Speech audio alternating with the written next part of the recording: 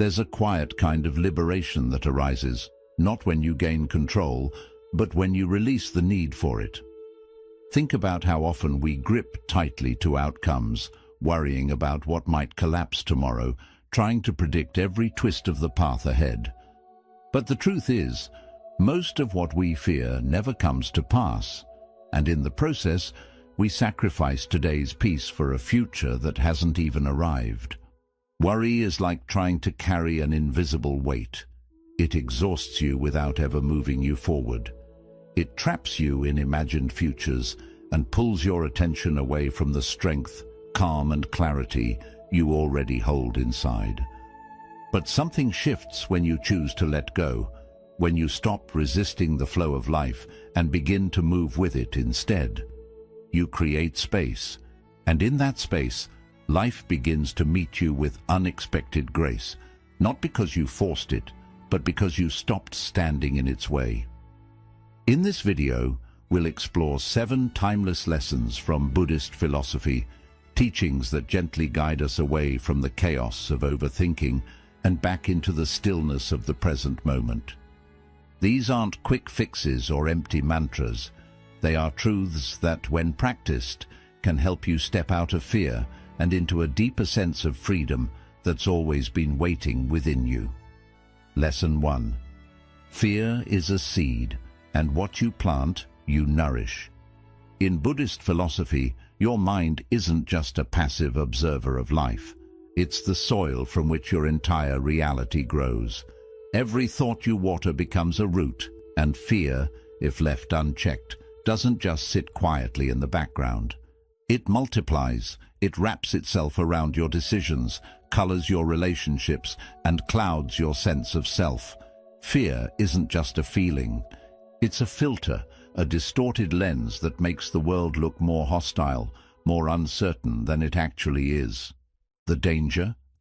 When you begin to fear something deeply, you start living as if it's already happening. You breathe life into the very thing you're trying to avoid. Picture this. You're afraid of being let go from your job. That fear shows up in small ways. Hesitation in your voice, second-guessing your ideas, playing it safe when boldness is needed. And over time, that hesitation sends signals to your team, to your boss, even to yourself, that something's off. Ironically, fear pulls you closer to the very thing you hope to escape. It happens in relationships too. Fear of abandonment makes us cling, overthink, doubt every silence. And that tension, it doesn't build closeness. It creates distance. The relationship begins to crack, not because of what the other person did, but because fear was left to grow unchecked. But here's the truth. Buddhism reminds us of, your mind is fertile ground. It doesn't discriminate. It will grow whatever you plant: fear, anger, doubt or calm, clarity and compassion. You are not a victim of your thoughts. You are the gardener. And gardening doesn't mean pretending everything is fine. It means becoming mindful of what you're watering. When fear shows up, pause, take a breath, ask, is this thought building the life I want, or slowly dismantling it? Fear thrives in the dark. But when you shine awareness on it, when you call it out, it loses its grip. You begin to see it not as a monster, but as a messenger, a chance to return to presence, a moment to re-choose peace. And once you do that, once you stop feeding the fear, you'll notice something remarkable. The world around you begins to shift. People respond differently, opportunities flow more freely, life softens, not because it changed, but because you did. Lesson 2. Real strength isn't in control, it's in surrender. In today's hyper-driven world, we're taught that strength looks like control. Master your routine, dominate your goals, force your future into shape, push harder, plan better, never let go. But Buddhist wisdom flips that narrative completely. It says, strength isn't about gripping tighter, it's about knowing when to release. Letting go isn't failure, It's clarity. It's recognizing that life is not something you can strangle into submission. It's something you must learn to flow with. You act with intention, but then you trust. Imagine trying to hold water in your palm. The harder you squeeze, the more it slips away. But leave your hand open, and it stays. That's what surrender is. Not passivity, not weakness, but the quiet strength of someone who has done their part and knows when to step back with trust. In Buddhist philosophy, surrender isn't retreat. It's a sacred collaboration with reality. You stop resisting every twist in the road and begin walking it with grace. You stop demanding that life obey your timeline and start listening to its deeper rhythm. And here's the miracle. When you stop forcing, your energy returns. The tension lifts, your mind clears. And suddenly the world looks different. The path ahead that seemed blocked, it opens. The people you needed, they show up. The answers that felt out of reach, they find you. Not because you chased them, but because you made space for them to arrive. True surrender is not the end of effort. It's the end of struggle. And in that space of release, you don't lose control. You discover a deeper power, a power rooted not in domination, but in alignment. When you let go of needing to control everything, you begin to realize you were never meant to carry it all alone. Lesson 3. Anxiety belongs to the future. Peace belongs to now. Buddhist wisdom teaches something quietly revolutionary. Anxiety can't survive in the present moment. It feeds off anticipation, off imagined futures and worst-case scenarios. It thrives in the mental fog of what if and what might go wrong. But here's the thing. None of that is real. It's all a movie your mind is playing in advance, a script that hasn't even begun. So the next time you feel anxious, pause and ask, where is my mind right now? Chances are, it's sprinting ahead, constructing stories, anticipating pain, trying to solve problems that haven't even happened. And while your attention is trapped in that illusion, you miss the only place where life is actually happening. Right here, right now. This moment, this breath is your anchor, and in this single breath, you are safe, you are whole, you are not drowning in the storm of what could be. You are resting in the stillness of what is. Buddhism calls this mindfulness, but it's not just a technique. It's a return, a coming home to your body, your breath, your being. And every time you return, you weaken the grip of anxiety. You stop pouring energy into a future that hasn't arrived and begin to reclaim your peace, one breath at a time. The mind is loud. It spins, warns, plans, panics. But the present moment, it whispers. And if you listen closely, it tells you the truth. There is nothing to fear right now. There is only this breath, this heartbeat, this quiet space where life meets you. Peace isn't a place you chase. It's a presence you remember. Lesson 4. Most of the weight you carry was never real to begin with. So much of the heaviness we feel isn't from life itself. It's from the stories we tell ourselves about what might happen. Buddhist wisdom gently reminds us, our deepest anxieties rarely come from reality. They come from imagination. We become authors of endless tragedies that never take place. Sleepless nights worrying about conversations that go better than expected. Stomach knots over future disasters that never arrive. We carry these imagined fears like stones in a backpack. Heavy, invisible, and entirely optional. Why does this happen? Because the human mind is brilliant at storytelling. It's like a novelist who refuses to take a day off. It scripts scene after scene of what could go wrong, failures, betrayals, endings. And while these stories live only in our heads, our bodies begin to react as if they're already happening. We start defending ourselves from threats that don't exist. We act tense. We close off. We brace for storms that may never come. But here's what Buddhism teaches with such clarity. Just because a thought appears doesn't mean it's the truth. The mind can imagine anything. It doesn't mean you need to live inside every script it writes. Think back. How many times have you feared a situation only to realize it wasn't nearly as bad as your mind predicted? How often has the thing you dreaded passed quietly, or never happened at all? Worry distorts reality. It pulls distant fears so close that we start reacting to shadows, not facts. And in doing so, we miss what's actually here. This peaceful breath, this simple moment. So the next time you feel yourself spiraling, pause. Take one conscious breath and gently ask, is this happening right now? Or is it just a thought? That one question can return you to the present. And the present is almost always gentler than your imagination. Let those imagined burdens fall away. You never needed to carry them in the first place. And once you stop living inside your mind's predictions, you'll notice life feels lighter, kinder, and far more real. Lesson 5. Letting go of control is how you begin to trust. There's a humbling but liberating truth at the heart of Buddhist wisdom. You can't surrender to life while clinging tightly to the illusion of control. You can't hold the steering wheel and still trust the road will carry you. Control and faith move in opposite directions. The more tightly you grip control, the further you drift from trust. And the more you lean into trust, the more you're asked to let go.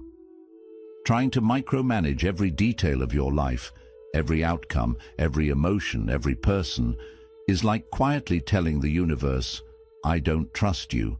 It's a subtle form of fear, a fear that without your constant effort, things will collapse. But the question is, has all that control ever brought you real peace, or has it just left you exhausted? Often, the more we try to hold everything together, the more we feel like we're falling apart inside. We confuse hypervigilance with strength, when really it's often anxiety in disguise. Control creates a false sense of safety, but it comes at a cost. Constant tension, fatigue, and a mind that never rests. Faith, in contrast, is not weakness. It's not blind surrender. It's an inner knowing that says, I've done my part. Now I allow life to do the rest. It's powerful because it frees you from the trap of obsessing over every detail. It lets you act with clarity, but without being attached to how things must unfold. Faith creates room for mystery, for timing and outcomes beyond what your plans could ever predict. Buddhism teaches us to release this attachment, not by withdrawing from life, but by participating with presence and humility. You plant your seeds, you show up, you nurture your effort, but you don't dig up the roots every day to check if they're growing. Some things take time, some answers arrive only in silence. Some outcomes are better left to the quiet intelligence of life itself. So ask yourself, are you gripping so tightly that you've forgotten how to breathe?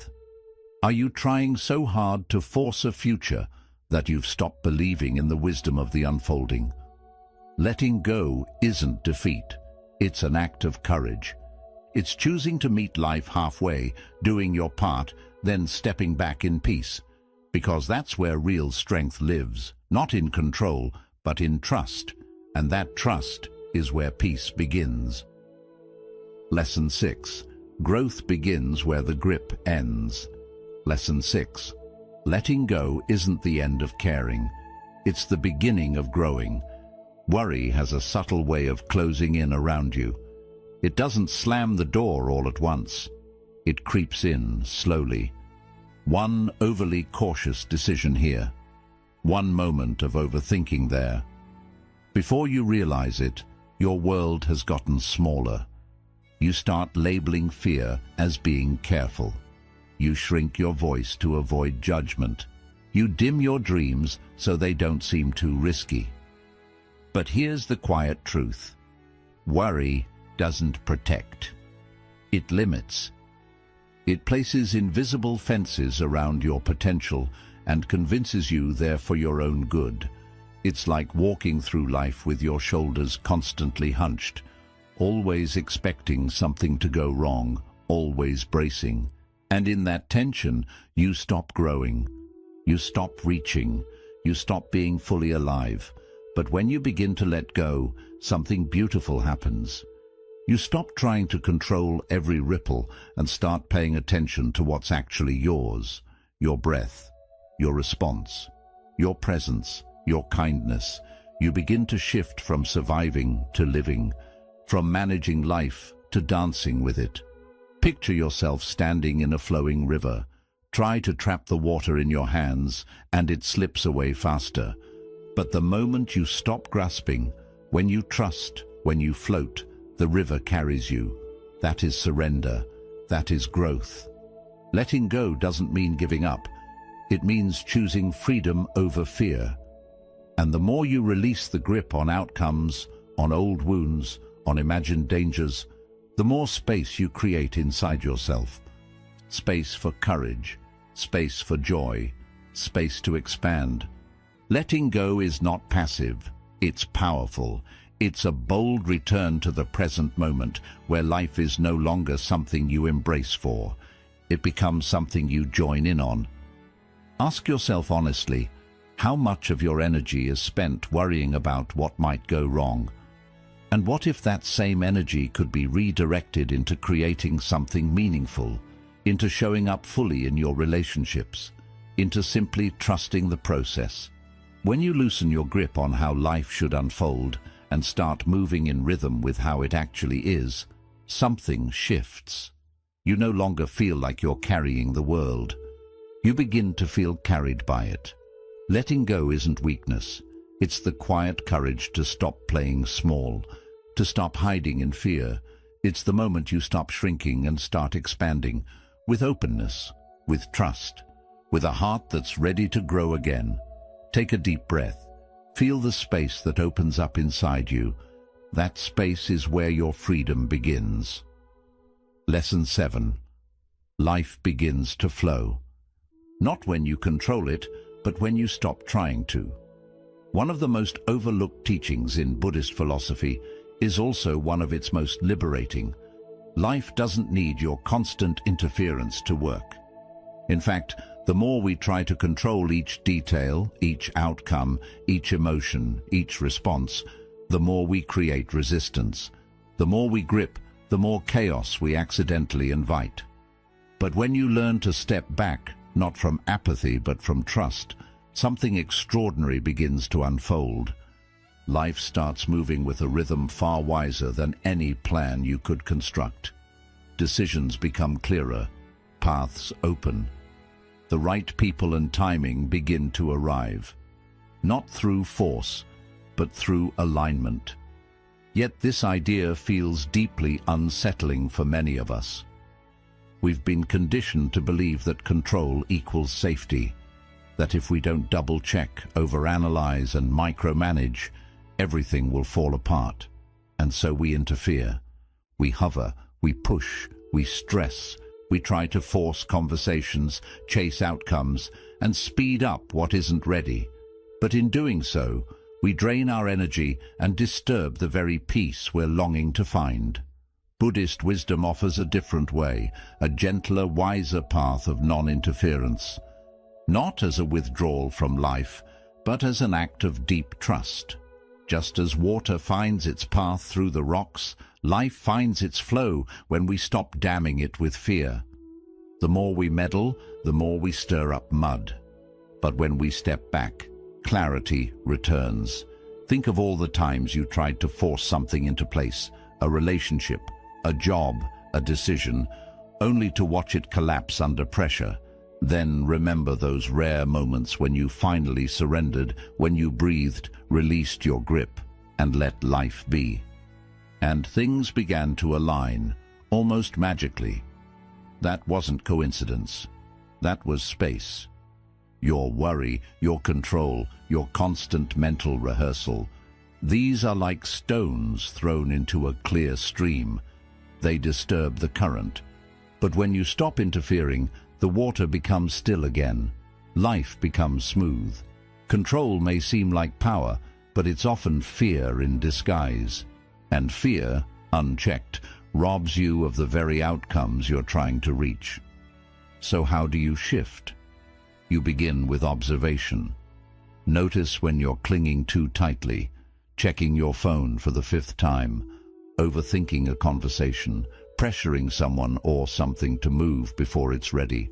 And ask yourself, what would it look like if I loosen my grip just a little?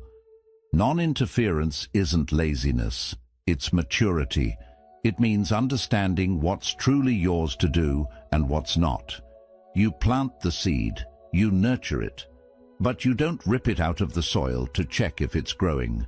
Growth, real growth, takes patience, not force. Picture holding a butterfly in your palm.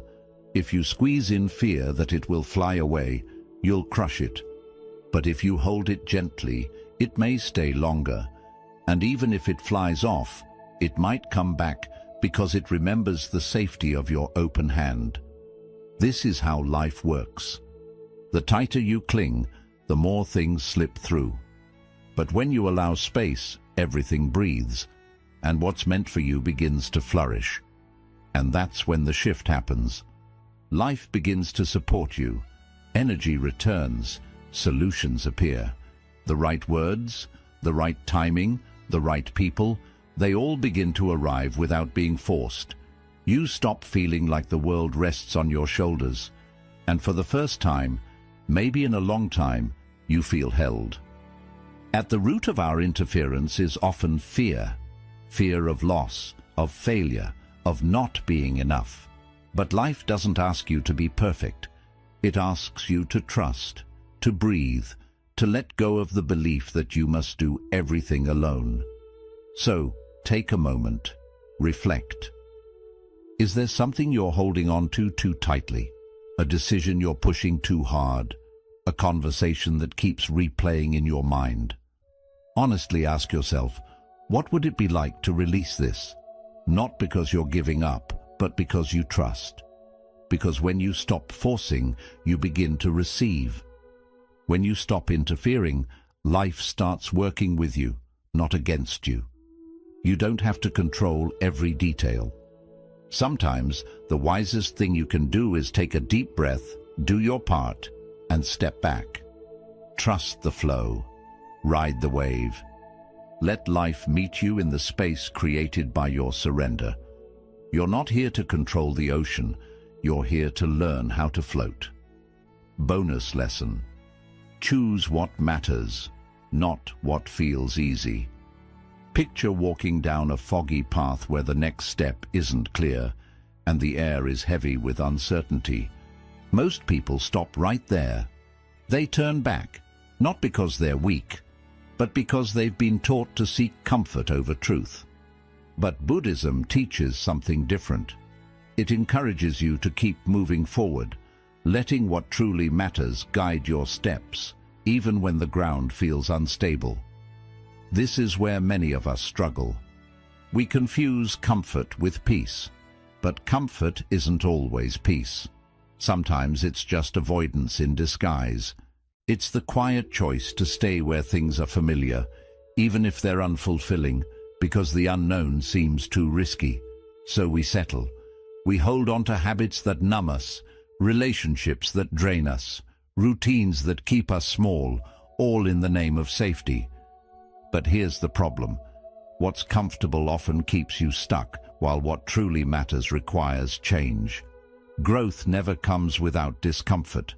Wisdom never comes without asking tough questions. And peace, the kind that comes from within, only arrives when we start choosing what's valuable over what's easy. Think of a seed buried in the soil. If it stayed comfortable, it would never break open. But in breaking, it begins to rise. It pushes through the dirt, struggles toward the light, and in that struggle becomes what it was always meant to be. That's how the soul grows, not in quiet and stillness alone, but in the tension between staying safe and choosing to rise. In Buddhist thought, this is the path of right effort, not effort driven by fear or striving, but effort grounded in intention and clarity. It asks you, what do I value more, immediate relief or long-term alignment with who I truly am? Choosing what matters means showing up for your own transformation, even when it's uncomfortable. It means being willing to sit with painful emotions instead of avoiding them. It means stepping away from distractions and leaning into presence. It means having tough conversations, setting boundaries, walking away from things that don't align with your path. Not because it's easy, but because your peace depends on it. This path won't always feel good. It may not always feel clear, but it will always feel true. So ask yourself now, what in your life feels comfortable, but is quietly costing you your peace? What are you holding on to out of habit, fear, or familiarity? And what would it look like to choose differently, not recklessly, but thoughtfully? Choosing what matters often means choosing stillness over speed, silence over noise, integrity over approval, presence over escape. And in those small, quiet choices, we begin to change, not just how we live, but who we become. You are not here to stay small. You are not here to stay safe at the expense of your soul. You are here to wake up, to grow, to unfold, to return to the simplicity of your inner truth. That journey may not be easy, but it will be worth it, because in the end, comfort may keep you warm, but it won't set you free. Choosing what matters will. So today, take a breath, honestly look at your life, and ask yourself, not what feels good, but what feels right. Then trust that answer, however uncomfortable it may be, because that is the path, that is the practice, and that is where peace begins. Conclusion. So now, the question isn't, what do I need to control? It becomes, what am I finally ready to release? Because true freedom doesn't come from holding on tighter, it comes from the quiet courage to let go, not carelessly, but with clarity, not in weakness, but with trust. If these lessons have resonated with you, take a moment right now to pause, breathe, reflect, and gently let go of something you've been holding that no longer serves you. It might be a fear, a belief, or an old story that's kept you small. You don't need to change everything overnight. Just begin with one breath, one decision, one small act of trust. If this message gave you clarity or peace, consider liking this video to support the channel and let the algorithm know it matters.